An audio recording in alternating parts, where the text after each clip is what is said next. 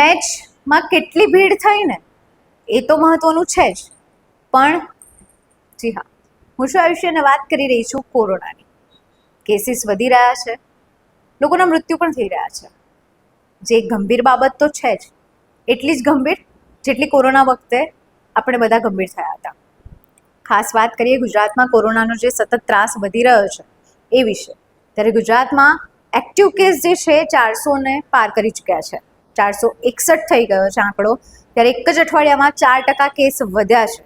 નોંધનીય છે કે વધુ એક્ટિવ કેસ ગુજરાતમાં હાલમાં દેશમાં 3જા નંબર પર ગુજરાતને લાવીને મૂકી દે છે. ત્યારે છેલ્લા 24 કલાકમાં 64 નવા કેસ નોંધાયા છે અને હાલ 241 કેસ જે એક્ટિવ છે એ અમદાવાદમાં છે. આવી જ અવનવી માહિતી માટે જોતા રહો અસ્મિતા.